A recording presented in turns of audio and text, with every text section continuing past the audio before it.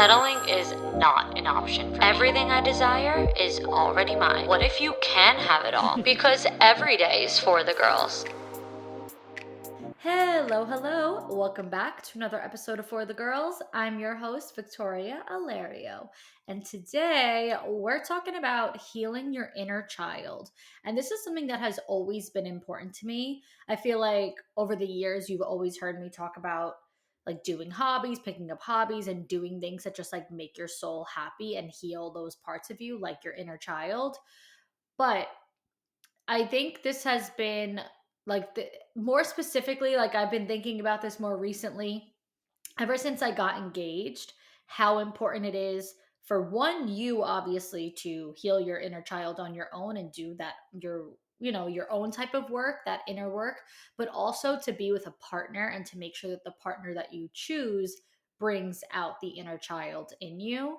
And why I'm saying since I got engaged is because if you heard my engagement story, which I did share on the podcast, I uploaded a whole episode giving like all the details on that. So listen to that if you have not. But if you heard that, then you already know we got engaged during Christmas time, which is like, hello, me in, if you had to wrap me up in a bow and here is exactly what Victoria is, box it up like that, it would be Christmas. And that is a huge part of, my inner child. I just always grew up that way. I always grew up loving Christmas. It was pretty much since I was a child, the only holiday I ever cared about. Never cared about Halloween, which I feel like young kids always do, like dressing up and all that. Nothing ever held a candle to Christmas. And that was like a very big thing for me. But even aside from the fact that it was at Christmas time, I did things that I always wanted to do that I never A got a chance to do, B never invested into doing, just never made the effort to do, which would be staying at the plaza. Grew up always wanting to stay at the plaza between, Eloise at the plaza and Home Alone 2 being at the plaza, which we watched Home Alone 2 in bed in our, suite at the plaza, which was a big deal because you're like in the plaza watching the movie that, made you like find out what the plaza even is in the first place, as a kid. Also, let me just say something because the plaza very much, this is just like a side note, but just want to put it out there. The plaza very much takes like pride in the Home Alone thing. There's like it's featured a lot in there. They gave us like a little like Christmas ornament that has to do with Home Alone 2. There's like it's like a very well-known thing. Like it's a big deal that the plaza was featured in Home Alone 2. So when you turn on the TV, it's like there. Like if you want to watch Home Alone 2. So, and it doesn't say anything about like price. It doesn't say anything. It's just like there, like a featured movie, like if you want to watch this. So we were like, obviously, yes. So we put it on. When my fiance got the bill for the room, he was charged $25 to watch the movie. $25. I'm pretty sure on your own movie, on your own TV, in your own home, to rent a movie on Amazon Prime is like $19.99. So sorry, I'm not saying rent. I'm saying to own the movie. To rent on Amazon Prime is like $3 or $4. So if you want to own the movie on your Prime account on your TV and watch it every day for the rest of your life, you could pay $20. But if you want to watch it one time at the plaza, it's $25. I thought that was crazy. He thought that was crazy, especially because it didn't say anything. It didn't say like rent this for $25. It just was like feature movie if you want to watch it. So, little warning there for anybody who goes in the future. You will be paying 25. If you're like really on a budget and you do the math and you break it down like, all right, I'm staying at the plaza so I can only afford a slice of pizza after this. I can't afford another thing. And you buy that movie, you watch that movie, you're going over budget, okay? So just keep that in mind. But in any case, all of those things, everything to do with my engagement, from the plaza, from the movie, for all the Christmas time, whatever, were very, very, very healing and made me happy in a way. I'm not just like, I'm engaged, I'm happy that I'm engaged, but in a way that was like, you get me. You understand my soul. You understand what my soul needs and what would make me happy for years and years and years to come. Like a timeless happiness, not like a materialistic happiness, not like shiny object syndrome, like I gave you this present that you're really going to enjoy, or there's this next big thing that you're going to enjoy. No, it was something that is just timeless that I will cherish forever. And I think that it is so important when choosing a partner that you choose a partner who gets you. I also think it's very important that we do our part too in making these things known, because oftentimes I think women and girls hope or expect their partner to be a freaking mind reader. And like if he does something wrong or doesn't do it exactly the way that they would have liked, they get disappointed, they get upset, they tell me, they're like, do I drop him? He did this or he did that, like whatever the case is. And I'm always questioning, like, well, have you communicated this? Like, does he know this? I forget. I think it might have been like it was either an Instagram DM or a TikTok comment of somebody who, right around Christmas time, was very upset with what her boyfriend got her for Christmas. And I think they were like a new couple, like that was their first Christmas together. They never exchanged before. And, she was like super upset with what he got her. She was underwhelmed. She felt like he didn't get her anything special or anything specific. It was more just like, oh, okay, here's a gift I could get for her. And so I had said to her, well, first of all, I know that I sent her this podcast episode to listen to. Guys, I just always have a podcast episode to refer back to. So bear with me while I look this up. It is okay. So, Flashback Friday, gifts are a love language. Being known is being loved, and what bad gifts say about your partner. Uploaded November 22nd, 2024. So, it's a Flashback Friday. The original episode is much older, but go to November 2024. You'll find this one. And I sent it to her because I was like, first things first, I am going to send you this to listen to because it does say something about your partner to put no thought or no effort into this gift.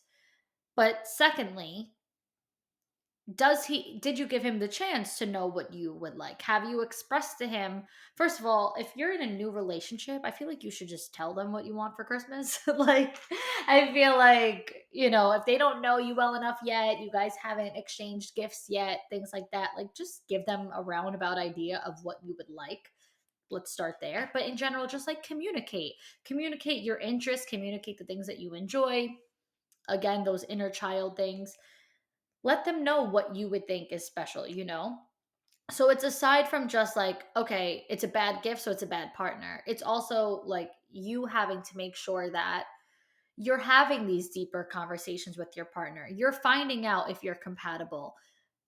The whole Christmas thing, like my fiance and I are very compatible on in general. Like we both very much value Christmas. Christmas Eve is both of our favorite holiday. So to be honest with you, we have not spent Christmas Eve together. Well, our first Christmas, 2023, I did go away. I was not here at all. My family and I went to Italy. But now 2024 that just passed was our first Christmas actually physically together, second Christmas in general, but first Christmas that I was going to be here. And we did not spend Christmas Eve together because it's both of our favorite holiday, with both of like his with his family, mine with my family.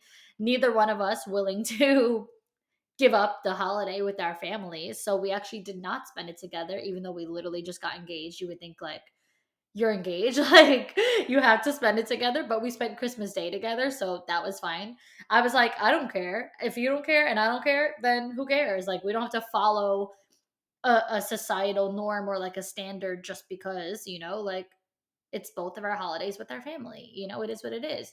So we were very compatible when it came to, certain things like that really matter to, like I said, my inner child.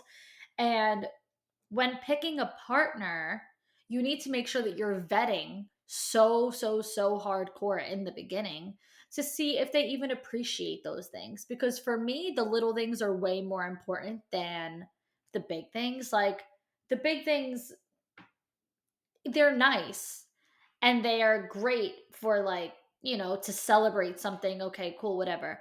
But what will have that like soul healing effect on you are those small special things that only they would be able to provide for you because you shared that with them. Like maybe no one else in the world knows that about you, or maybe like your family, your parents, like maybe they do, but like they don't know you on that intimate level because you have a different sort of, a romantic relationship should be your most intimate relationship of all of the relationships that you have.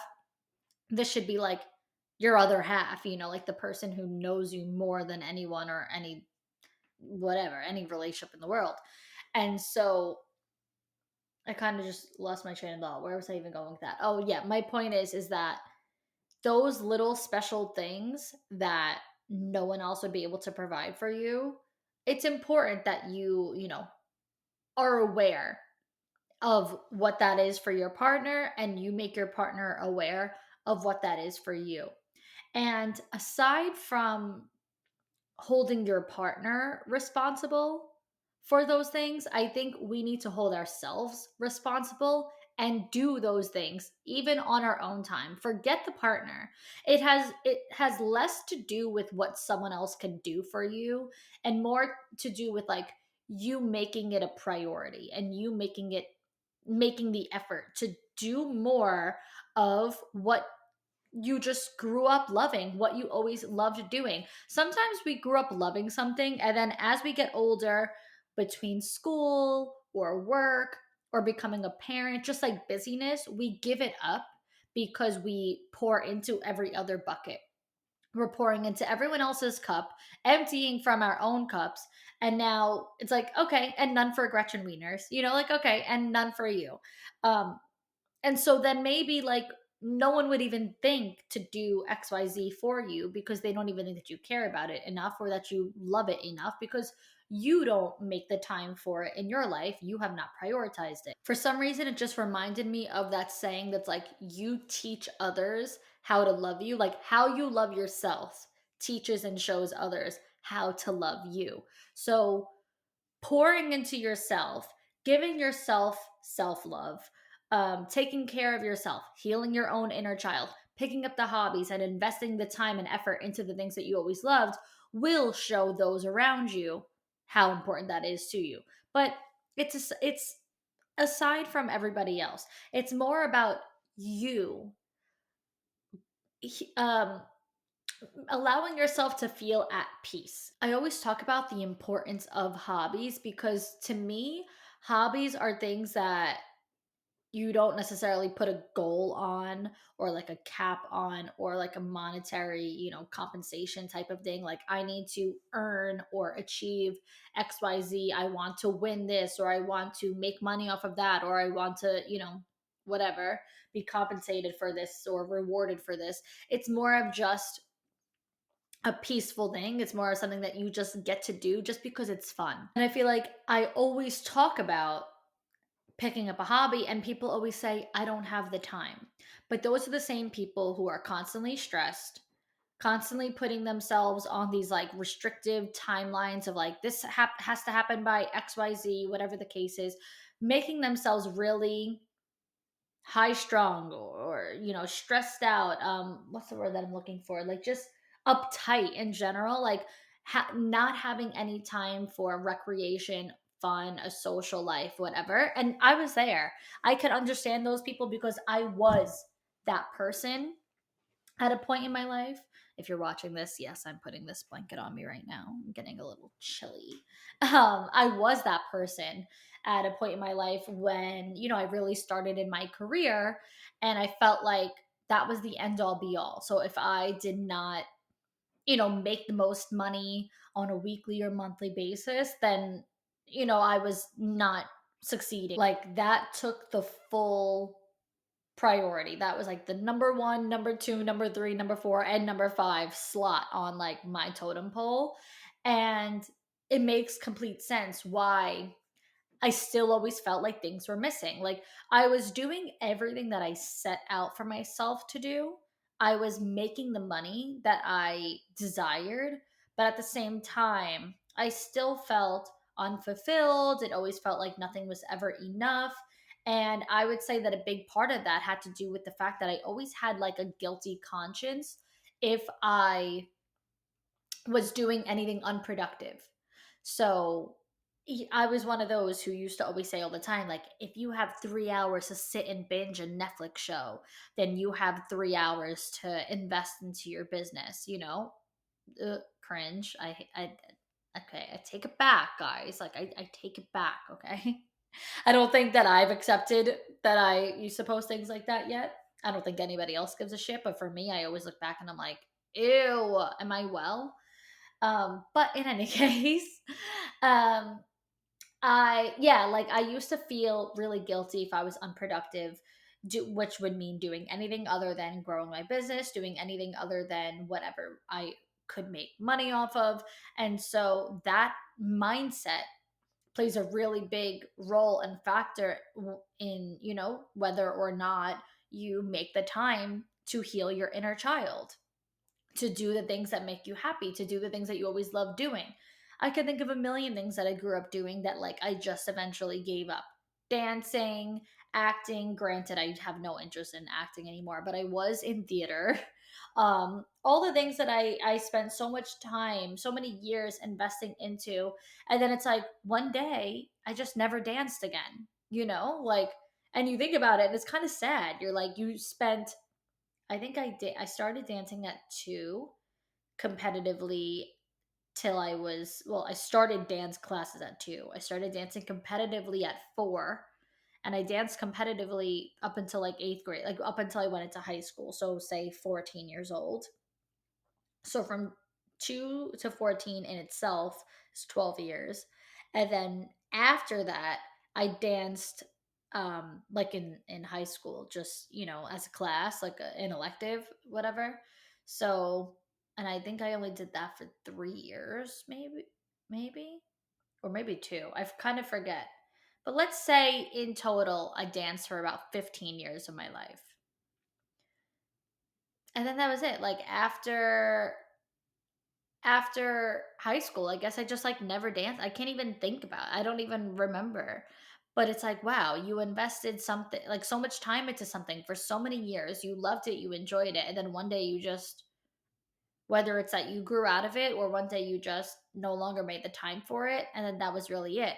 And maybe if I did take a dance class, I would thoroughly enjoy it. Maybe I wouldn't, but maybe I would go and do it and be like, holy shit, this just really healed something within me. Like I needed to let this out of my system. I needed to let loose. I needed to dance. And that's just one example, but there was always things. I am a big like arts and crafts person. I've always liked to paint. I mean, I'm not artistic, like I'm not a good drawer or painter, but I've always liked to do it. And I find that I make it a point to always continue to do things like that up until, even including now.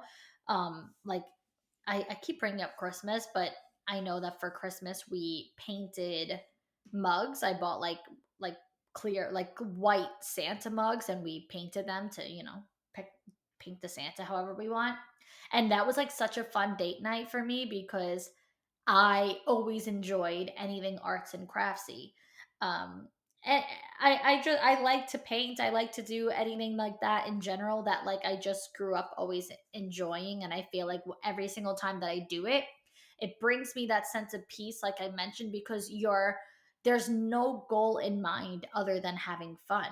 There's nothing to stress about. It's simply just something to do, just for no reason other than I like to do it. And I don't think that we allow ourselves the time or the space to do that enough because we have that guilty conscience. Like I said, I'm not being productive. I'm not getting ahead in work. I'm not getting ahead in finances. I'm not getting ahead in my household chores. I'm not getting ahead in whatever, all of these things. And so, and also how I mentioned, like I made that like a date night. We painted like the Santa mugs. That was something that I chose. I bought those mugs. I decided to do that. I decided to make that, a date night. And so I did it because I enjoy it, but I wouldn't be able to do that with my partner if I chose a partner who wouldn't appreciate those kinds of things. You know what I mean? Like if my partner was like, that's tacky, that's lame, that's so boring, like I don't want to do that, like that would really disappoint me. I'd be like, but I get it. Okay, like you're in your 30s, maybe you don't want to paint a Santa mug. Maybe it's not the most like mature thing, but it's just fun. Who cares, you know? So that's why I think it's really important to like be with someone who appreciates the same things as you, respects and loves you and would do whatever to make you happy, and also sees the gets the point, you know, sees the joy in it. Because would my man on his own go buy some Santa mugs and paint them? Of course not. But would he enjoy to do it with me? And did he make me feel like he enjoyed to do it with me? Yes, of course he did. And I've seen so many girls be with guys who just make them feel stupid or silly for liking what they like and putting down what they like. Cause it's like, oh my God, are you kidding? That's so dumb. That's so stupid. Like, what's the point of that? Like, and it's like, there is no point. I just enjoy it. Like, you really have zero respect for me to the point where you can't understand, like, or you can't appreciate and allow me, you know, the space to just enjoy what I want. And like, even aside from a romantic partner, people have friends like that too, which I could never be friends with people like that who, you know, put you down, who make you feel, you know, like annoying or weird or silly for liking what you like. And so again, it's very important that every relationship in your life, romantic or not, you know, you make it a point to keep people close to you who understand your soul. There's like that saying that's like, make sure that the people in your life okay, I know what it is. I know what I always butcher quotes. I love quotes, but then I always butcher them. But this one is, I think, I'm pretty sure I'm gonna get it right. Okay, bear with me. Choose people who speak the same language as you. Otherwise, you will spend your lifetime translating your soul to everyone. Oh, boom shakalaka. I got it. Okay. Choose people who speak the same language as you. Otherwise, you will spend your lifetime translating your soul. It's very important that you speak the same language, that you're cut from the same cloth, that you're on the same page. And that doesn't mean you can't have people in your life or a partner in your life that you have differences, you know, with. Of course, people have different opinions, different beliefs, like whatever. Everybody has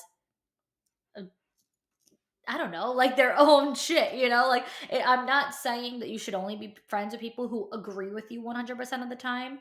I don't agree with my man 100% of the time. I don't agree with my friends 100% of the time. I don't agree with my family 100% of the time. And that's perfectly fine. We all have our own mindset and things that we, you know, think about or believe in or are opinionated on. And we also just have things that we care about more than others, you know? But that's not what I'm referring to. To be cut from the same cloth is, you know, to understand each other, to get each other. It's even to say, you know, I don't agree with you, but I could see where you're coming from. It's to have people who are empathetic toward you, who know your intentions, who, you know, you don't have to always over explain yourself to. I cannot. I've always had people, not anymore, but I feel like I always had people in my life that I always had to explain myself to. I always had to be like defensive, you know, over explaining. I hate it. Like, I can't. I, it's exhausting. It's tiring. It's very tiring to feel like these people just don't get me. Every time that I have a conversation, like, it's better that I just say nothing. I'd rather say nothing so I don't have to go down this, you know, rabbit hole again of over explaining or making sure that they get me. It's like, you either get me or you don't. You know, it's like shit or get off the pot. You know that saying? I don't even think that that applies here, but whatever. I'm just throwing it out there. Get me or don't get me, you know? Like, that it is what it is.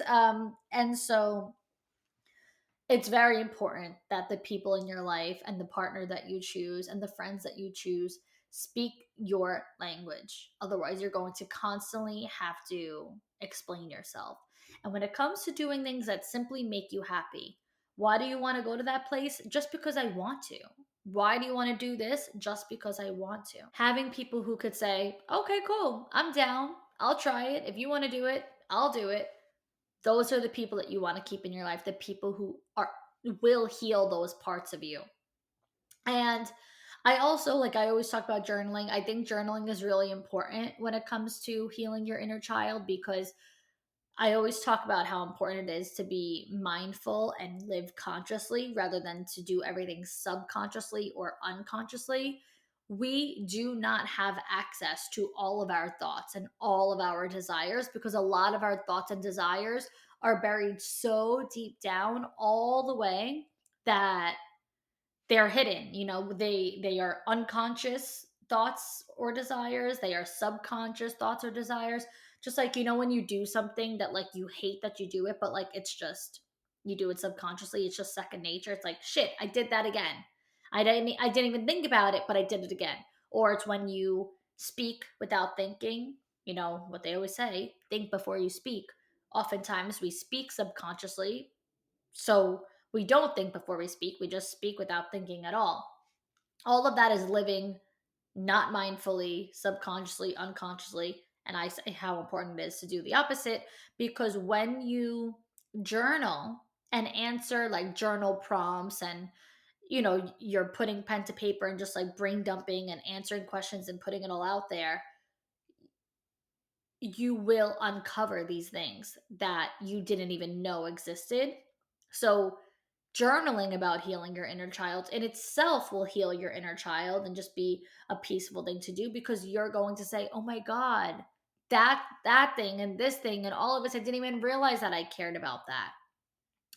For those of you who are listening, the Queens of Confidence program, which is linked in the show notes, would be really, really good for you, because I have tons of journal prompts out there. And I am big on journal prompts rather than just brain dumping, because of, like I said, if you're just brain dumping, you really might only be able to journal what comes to the surface and what is, on your conscience.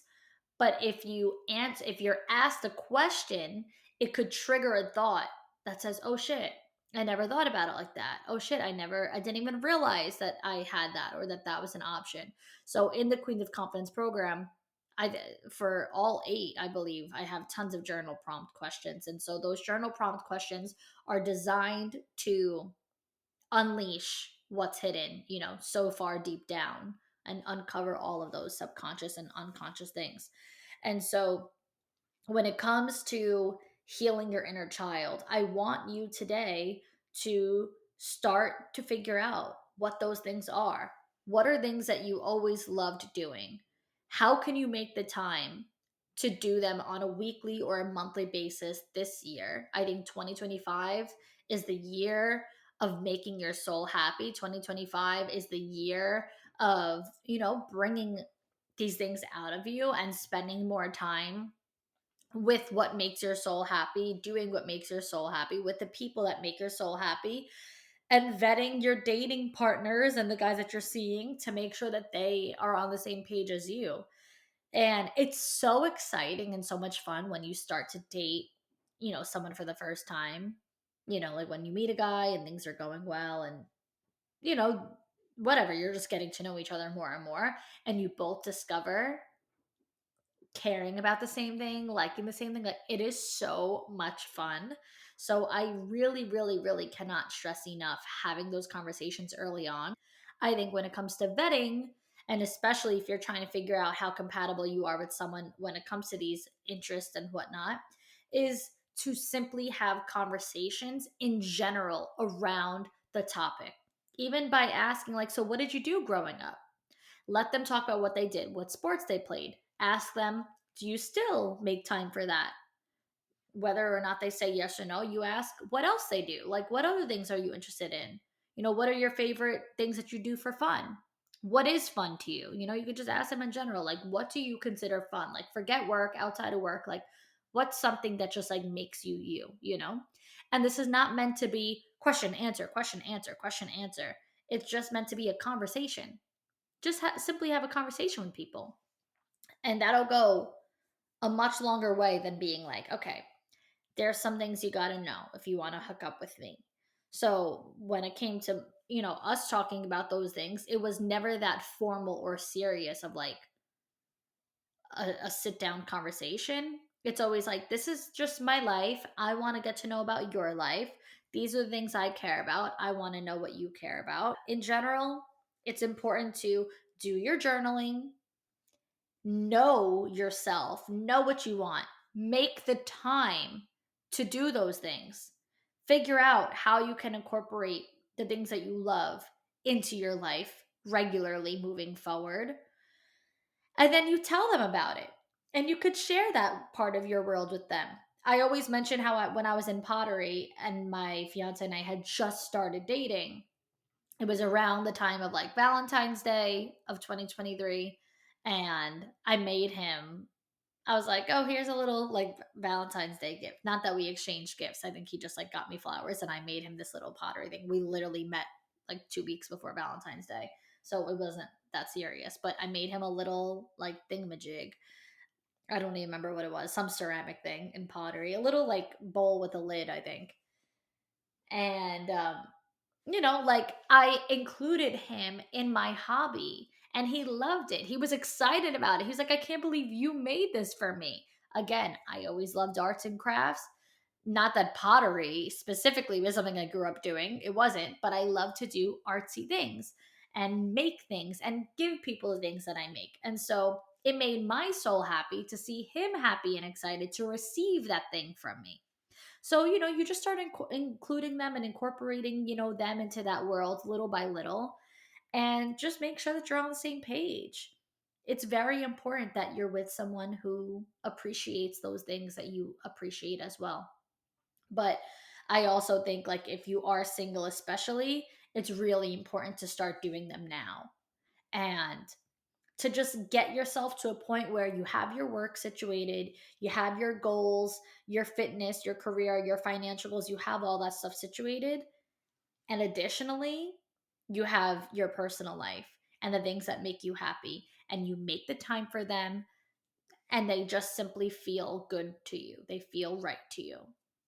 And that's it. That's all there is to it.